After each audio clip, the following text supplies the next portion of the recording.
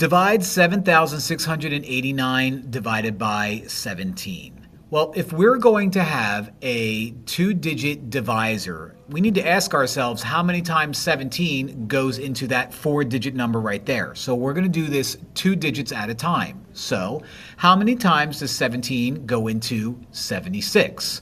Well, I'm going to guess 4. Let's write out 4.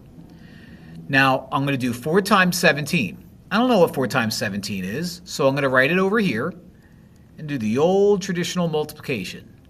Okay, 4 times 7 is 28. Write out an 8, carry the 2.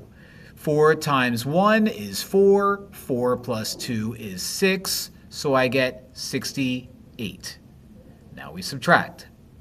76 minus 68 is going to be 8.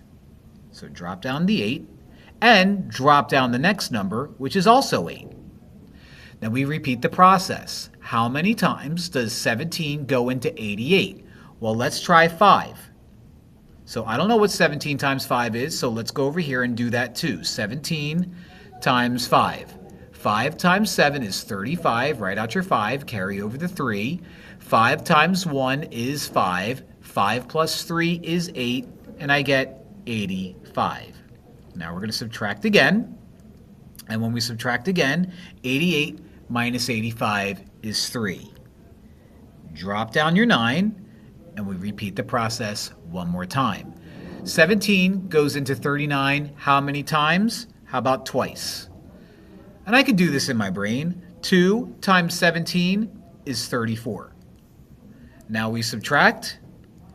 39 minus 34 is 5. So with no more numbers to drop down, that 5 is my remainder. So when all is said and done, I end up with 452, remainder 5.